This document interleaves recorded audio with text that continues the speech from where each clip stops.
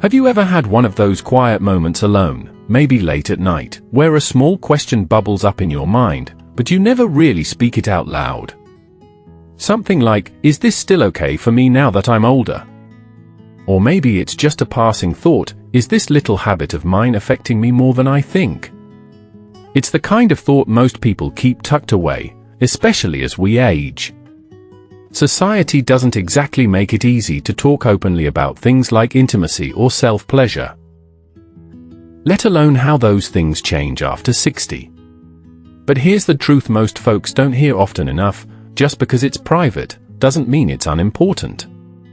And just because you've been doing something for decades, doesn't mean it's still serving your body the way it used to. Let me ask you something, honestly, have you noticed certain changes in your body lately? Maybe your energy just doesn't bounce back the way it used to. Maybe your hands and feet feel a little colder than normal, or you're experiencing small circulatory issues that seem to come and go.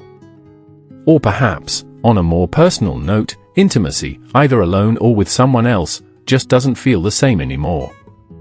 Emotionally flat. Physically less satisfying. Quietly draining, even. Most people chalk it up to aging. And sure, aging plays a part.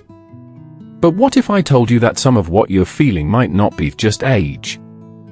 What if your own habits, specifically how and how often you self-pleasure, are quietly influencing how your blood flows, how your heart feels, and how deeply you connect with yourself and others? That might sound uncomfortable. And I get it, this is a topic we've been taught to avoid, especially in our later years. But avoiding it doesn't protect you. Understanding it does. You deserve to know how your own body is responding now that it's older, more sensitive, and more in need of gentle, respectful care than ever before. Because this isn't just about one private act, it's about the bigger picture. It's about your vitality, your confidence, your ability to stay deeply connected to yourself and to those you love. And maybe most importantly, it's about preserving the emotional closeness and circulation strength that make life rich and meaningful, no matter your age. So in today's video, we're going to have an honest conversation, quiet, compassionate, and maybe a little surprising. I'm going to walk you through 5 of the most common mistakes older adults make when it comes to masturbation. These are mistakes that might seem harmless, even natural, but in reality, they can silently weaken your circulation, drain your energy, and create distance where there should be closeness. And the 5th mistake? That one's the most overlooked, and yet, it could be the key to feeling connected again, from the inside out. Now, before we go any further, I want you to take one small action. If anything I've said so far has made you pause, if it's made you think, maybe I've felt that too, then I want you to drop a simple comment down below, just write "staying strong." It's not just a comment, it's a little promise to yourself. That you're ready to understand your body better. That you're here to take care of yourself in ways that really matter. And if you haven't already, go ahead and hit that subscribe button. Join our growing family here at the Elders Wisdom Institute, where we talk openly, gently, and truthfully about the things most people your age are still afraid to say out loud. Because you deserve answers. You deserve clarity. And you deserve to age with knowledge, with grace, and with peace of mind. Now let's get into the first mistake that could be quietly impacting both your health and your heart. Now let's begin with the first mistake. And it's one that's become more common than ever before, even among older adults. Mistake number 1, over-reliance on pornographic stimuli. Picture this, a man in his early 60s. Let's call him Robert. He's retired now. The house is quieter. The days feel longer. Maybe he lost a partner years ago, or maybe they just drifted apart emotionally. He still has desires, just like anyone else, and there's nothing wrong with that. But instead of turning inward or reaching out for connection, he finds himself spending more and more time in front of a screen. At first, it's occasional. a quick escape. Then it becomes a habit. Something he relies on, not just for physical release, but for comfort, distraction, even numbness. It's not that he's doing anything wrong in the obvious sense. But slowly, something shifts. The real world starts to feel a little dull. Emotional closeness becomes harder to access. And what once brought joy now feels like a performance, rushed, detached, and strangely draining. You see, when we rely too much on artificial, high-intensity visual content, especially the kind that's designed to overstimulate the brain, it can begin to rewire how we experience pleasure. This isn't just a theory, it's neuroscience. Your brain has something called dopamine receptors, tiny structures that light up when you experience pleasure, reward, or connection. But when they're bombarded over and over with intense, rapid stimulation, like what happens during frequent viewing of pornographic material, they begin to dull. It's like turning up the volume so loud that your ears eventually go numb. And here's where it gets even more important: dopamine isn't just about desire, it's closely tied to circulation, energy, motivation, and emotional intimacy. When those pleasure signals are constantly hijacked by artificial content, the body starts to respond less to the real, slower, more meaningful experiences, like touch, closeness, and the simple warmth of connection. Now, many people in their 60s and 70s think, what's the harm? I'm just entertaining myself. I'm not hurting anyone. And sure, a little bit of visual stimulation isn't the issue. But when it becomes the default, something that your body depends on just to feel anything, that's when it begins to quietly chip away at your deeper vitality. It's not about shame. It's about awareness. Because real intimacy, even with yourself, requires sensitivity, awareness of sensation, emotion, and the moment you're in. And when that's replaced with a fast-forward version of pleasure, the body forgets how to respond to the real thing. So what can you do instead? You can start by stepping away from the screen. Not out of guilt, but out of curiosity. Try this. The next time you feel the urge to self-pleasure, leave the device off. Sit in a quiet space. Let yourself breathe. Touch yourself not with urgency, but with mindfulness. Focus on the sensation, not the speed. Not the climax. Just the experience of being in your body. Notice how it feels to simply be present. At first, it might feel unfamiliar, maybe even boring. That's okay. It means your brain is recalibrating. It's learning how to reconnect with your own natural rhythm. And over time, that sensitivity returns. Blood flow improves. Emotional response deepens. And the act becomes something more nourishing than draining. You don't need intense stimuli to feel alive. You just need to come back to yourself. Now, while stimulation is one thing, how you go about self-pleasure is just as important. That brings us to mistake number 2, a surprisingly common habit that could be putting unnecessary strain on your body in subtle but serious ways. Mistake number 2. Rushed and aggressive technique. Let me tell you about Harold. He's 72. Lost his wife 5 years ago. Since then, his life has slowed down in some ways, but stress hasn't.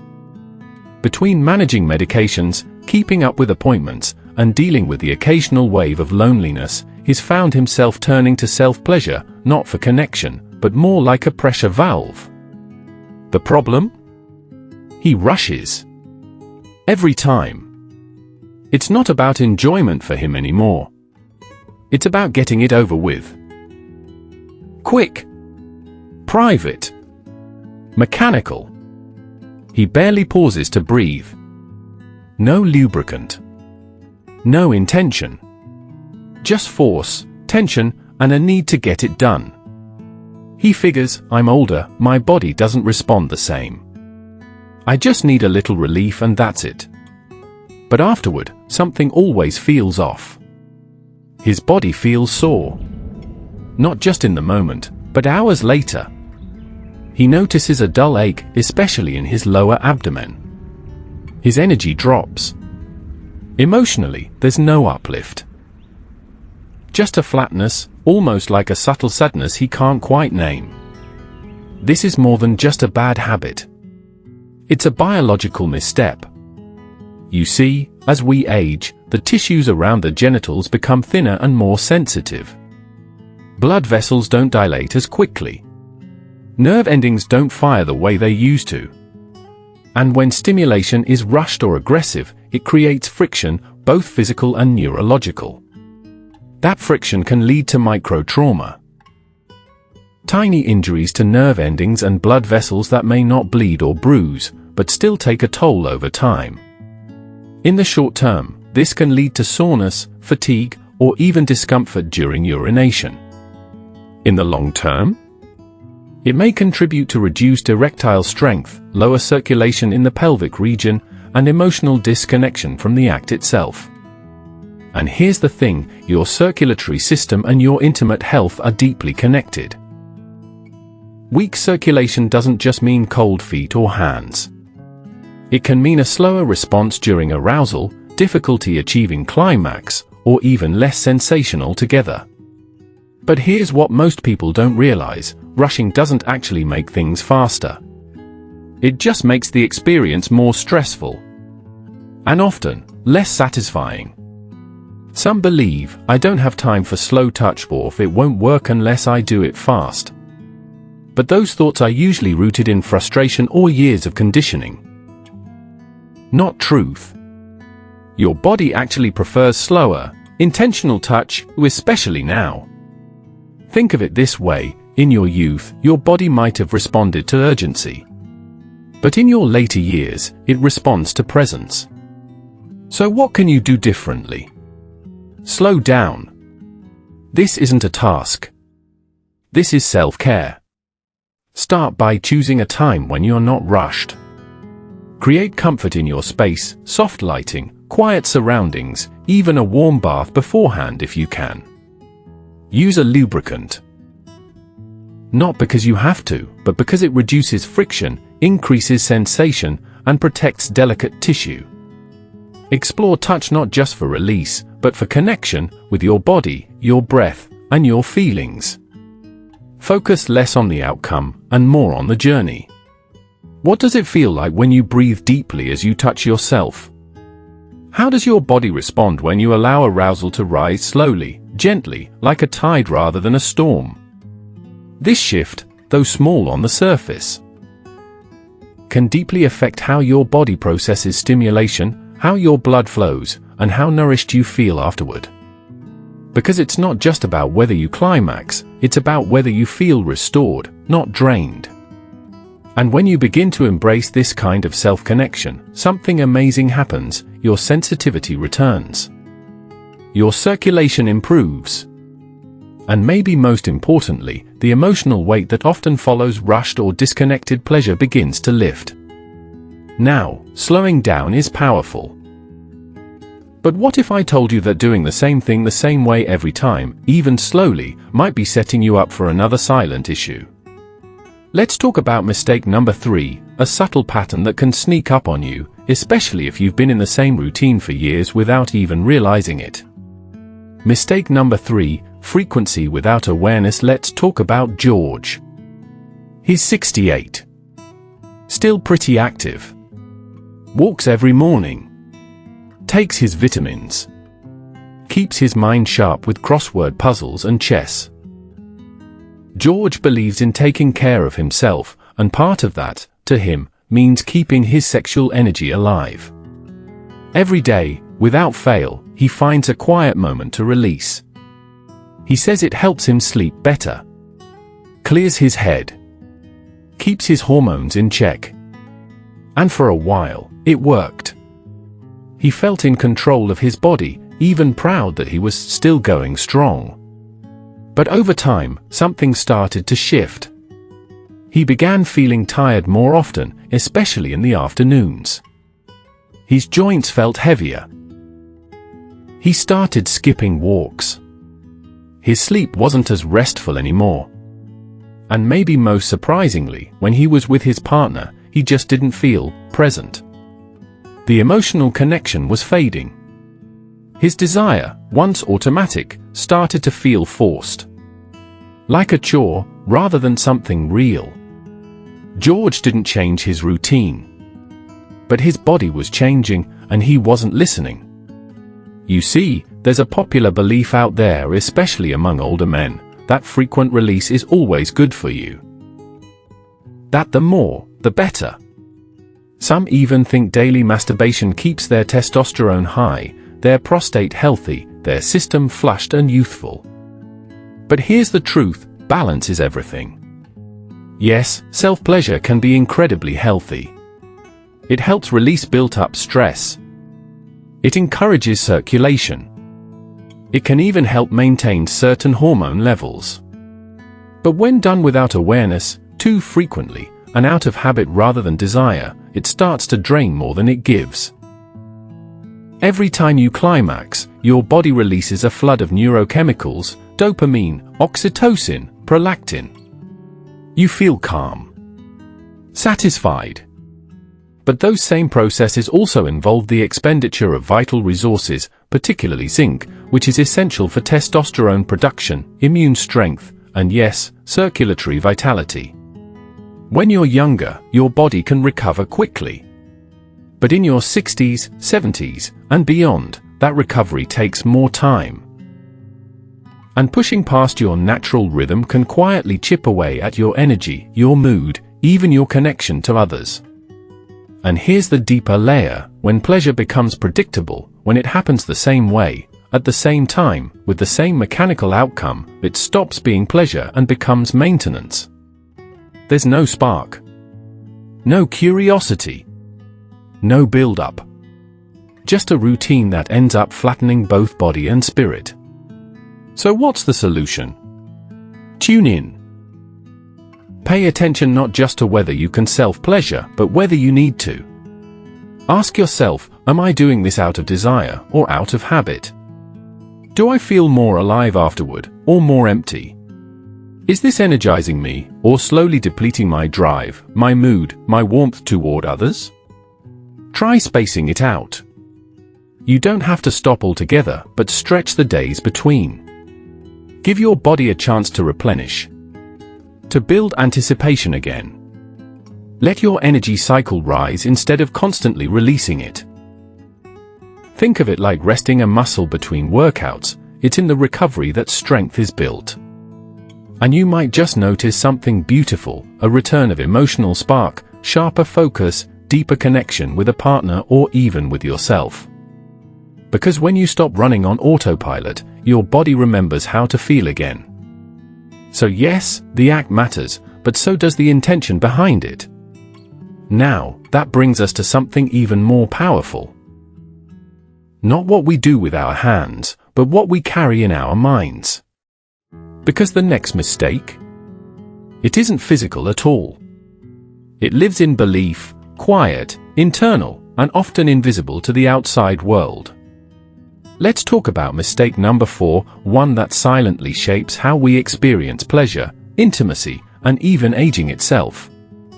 Mistake number 4, shame and secrecy around self-pleasure. Now, I want you to imagine someone, let's call her Helen. She's 68, recently retired, and widowed for over a decade. A loving grandmother. A proud former school teacher. The kind of person who spent her whole life putting others first. Her days are filled with quiet routines, family visits, reading, but there's one part of her life that no one knows about. Helen still feels desire. Not constantly, but now and then, in moments of stillness, a memory or a quiet craving emerges. And in those private moments, she touches herself, not out of guilt or boredom, but because it brings comfort, warmth, and a strange sense of aliveness. But the moment it's over, that warmth is often followed by something else entirely: shame. She never talks about it. Not with her daughter. Not with her closest friend. Not even with her doctor during checkups. She thinks to herself, what would they think of me at my age? So she keeps it hidden. She pushes the feelings down. And over time, that secrecy becomes a quiet burden she carries alone. But here's something so important, so often ignored in conversations about aging and health. Intimacy doesn't retire when we do. Desire, touch, connection, these are human needs, not phases of life that expire when we turn 60 or 70. Yet for so many older adults, especially women, self-pleasure is still cloaked in silence.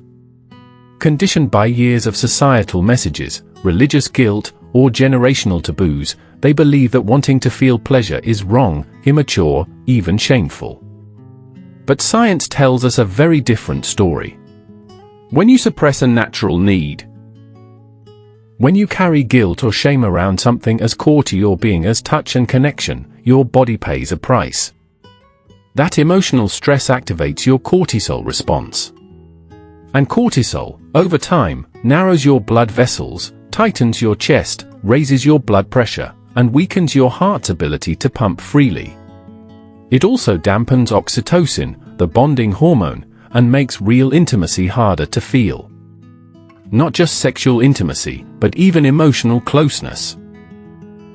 You might find yourself pulling away, feeling less present with people you love, simply because your body is holding back a part of you that wants, and deserves, to be free. There's also a myth that circulates quietly in older circles: it's inappropriate at my age.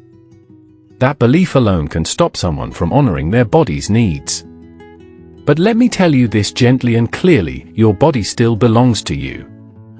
And you have every right to feel at home in it.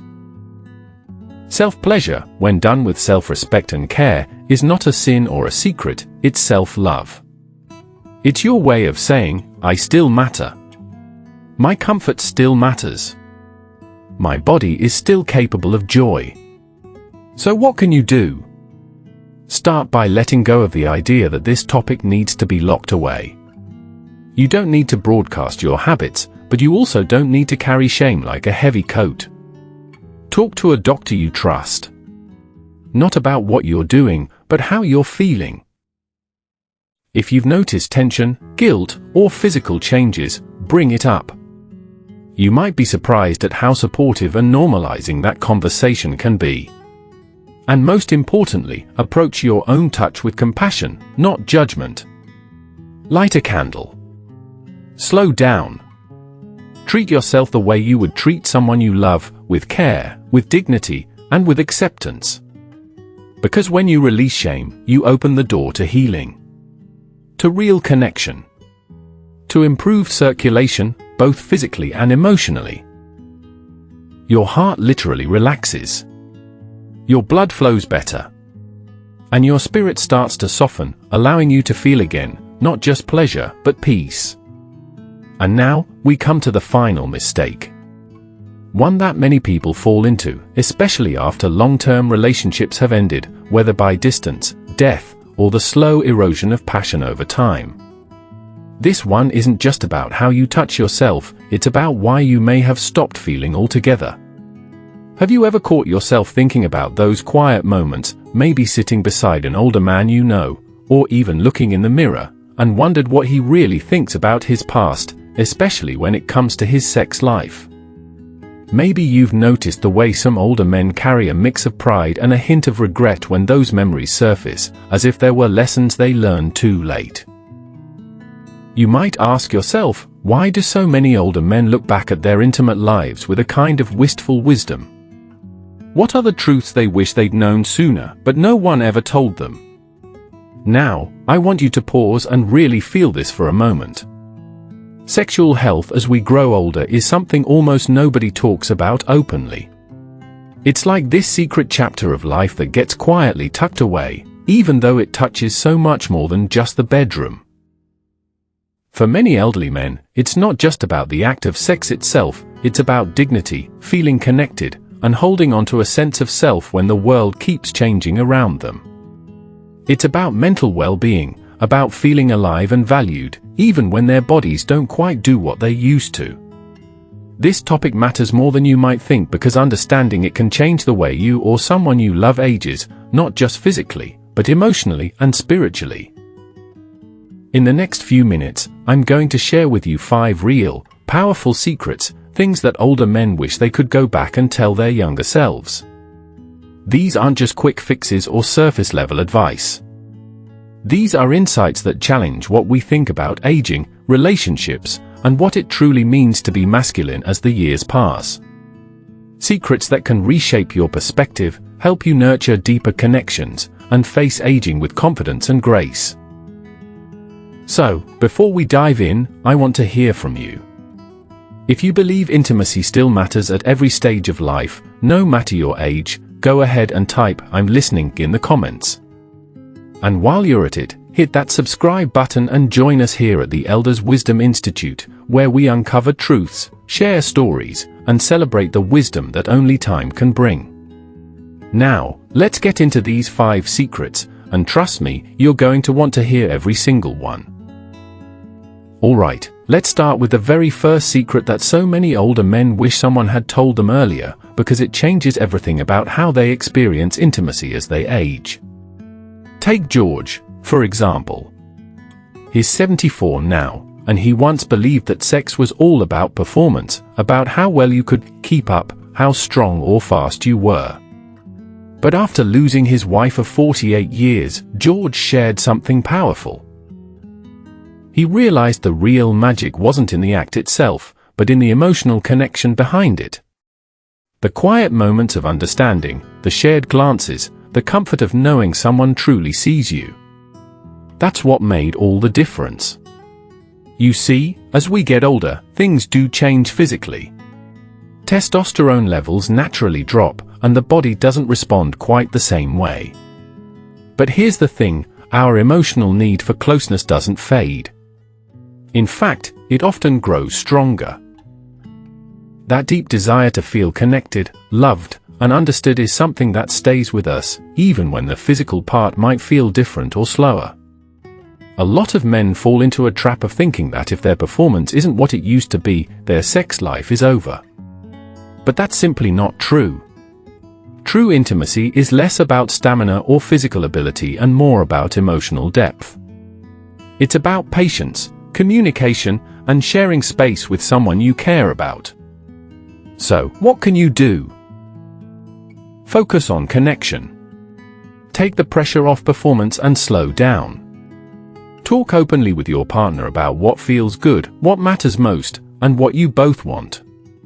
Don't let anxiety or fear steal the joy of being close. Sometimes, just holding hands, sharing stories, or a gentle touch can be as fulfilling as anything else. Now, this emotional connection is vital, but it's not the whole story. You're probably wondering, what about the body? How do you keep the engine running when the years add up? That brings us to secret number 2. Now, let's dive into secret number 2, something that often gets overlooked but can be a real lifesaver if you pay attention. Take Carlos's story. For years, he noticed subtle changes in his ability to perform, but like many men, he shrugged it off, thinking it was just part of getting older. He didn't want to admit it or face the embarrassment, so he stayed silent.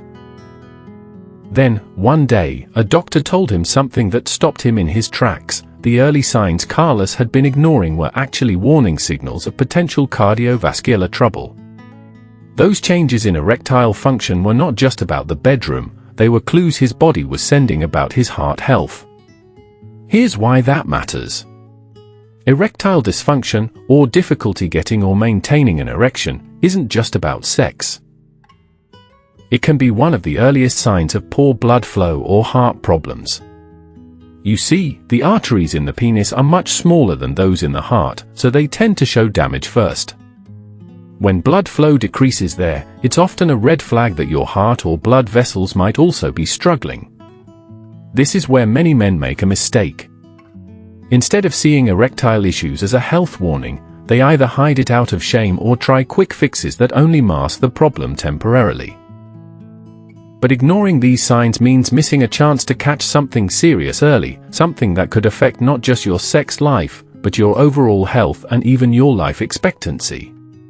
So here's the important advice: don't ignore what your body is telling you. If you notice changes, no matter how small, talk to a healthcare professional. They can help figure out what's going on beneath the surface and guide you toward treatments that improve both your sexual health and your heart health. Remember, a healthy sex life often mirrors your overall physical well-being. And while your body might be sending these messages, how you respond to them, your mindset and attitude, makes all the difference. So, what happens when it's not just your body, but your mind that needs attention? That brings us to secret number 3. Now, let's move on to secret number 3, one that hits harder than most realize, because it's invisible but incredibly powerful. David, a retired veteran, once told me something that really stuck with me.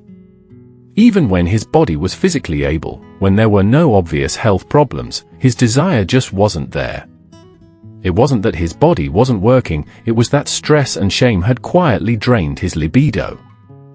He said the silence around his struggles, the fear of being judged or seen as less of a man, killed his desire far more than any physical issue ever could. Here's what's happening behind the scenes. When you're stressed, your body releases cortisol, the stress hormone. High cortisol levels don't just make you feel anxious or tired, they directly lower libido and can interfere with erectile function too. Couple that with decades of silence and stigma around sexual health for older men, and you have a perfect storm that creates distance between partners and between a man and his own sense of self. A common misconception is that men just naturally lose interest in sex as they get older. But more often than not, that's not true.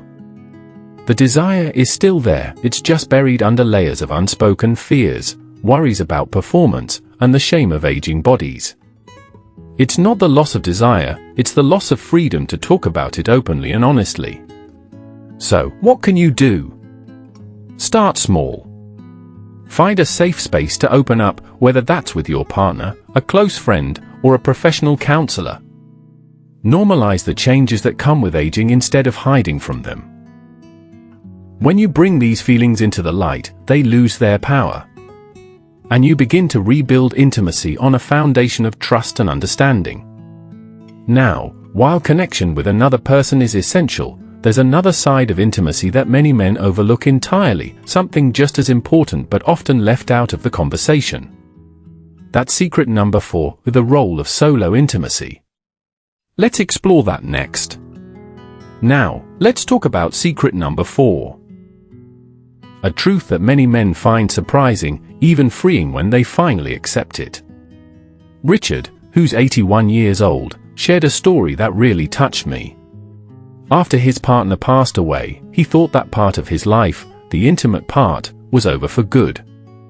He believed that without a partner, there was no reason to explore that side of himself anymore. But over time, Richard discovered something important: he could still enjoy himself, and doing so helped him stay connected to who he really is. It wasn't just about physical pleasure, it was about self-acceptance, self-care, and preserving a vital piece of his identity. Here's what science says about this. Masturbation isn't just something for younger men or teens, it remains a completely normal and safe practice at every age. It offers real benefits, helping to improve sleep, reduce stress, support prostate health, and even regulate emotions. It's a way your body and mind can find relief and connection without pressure or expectation.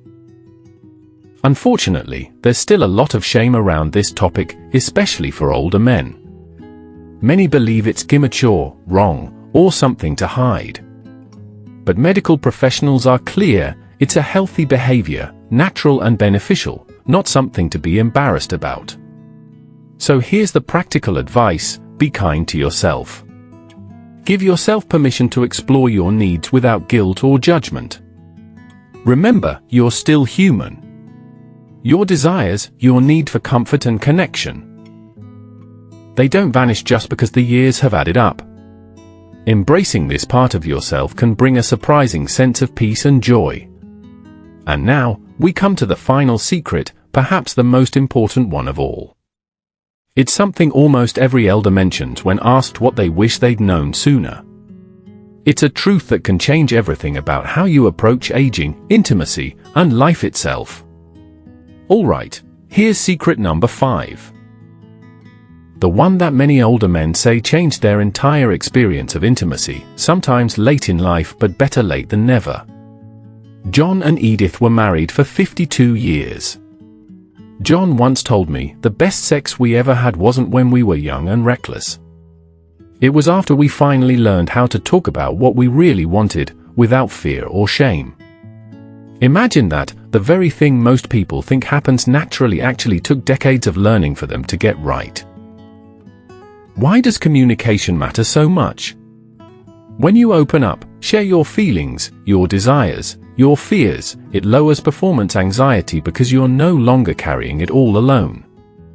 It builds trust between you and your partner, making physical intimacy feel safer and more satisfying. Talking honestly invites understanding and closeness, things that go far beyond the physical act itself. But here's the catch, many men are raised to be silent about these things. From a young age, society tells them to just know what to do, to be strong and not express doubts or fears. That silence often leads to years, sometimes decades, of misunderstandings and unmet needs. It's no wonder intimacy becomes challenging when nobody's actually talking. So, what's the practical step? Start the conversation. Don't wait for the perfect moment or feel like you have to have all the answers. Use humor if it helps, be honest about what you're feeling, and practice patience. Both with yourself and your partner. And remember this, every great lover is first a great listener. Now that we've uncovered these 5 secrets, let's take a moment to bring it all together and talk about what this really means for you and those you care about. It's not easy facing these changes, is it? For many men, it can feel like you're losing a part of who you've always been, the confidence, the energy, even the sense of yourself as a lover or a partner. That's a heavy weight to carry. But here's something important to remember, this isn't the end of your story. In many ways, it's just the beginning of something deeper and more meaningful. Aging doesn't have to be about decline or loss. It can be a journey of rediscovery. With the wisdom and insight you've gained over the years, you have the chance to build connections that are stronger, richer, and more authentic than ever before. This is where love isn't just about physical acts. It's about emotional closeness, understanding, and respect that lasts a lifetime. So here's a simple but powerful step you can take right now, reach out. Talk to someone you trust, whether it's your partner, a healthcare professional, or a close friend. Don't let silence and fear steal what still belongs to you, your joy, your intimacy, and your dignity. Sometimes, just starting that conversation can open a door you didn't even know was there. And finally, know this. There's absolutely no shame in wanting love, touch, and closeness at any age. In fact, it might be more important now than ever before. Your desires are valid. Your feelings matter. And with awareness and openness, the years ahead can still hold incredible moments of connection and happiness. Now, as you take this in, I want you to really sit with that feeling, the weight of what it means to face these changes head on. It's tough. It can feel like the ground beneath you is shifting. You might feel vulnerable, maybe even a little lost.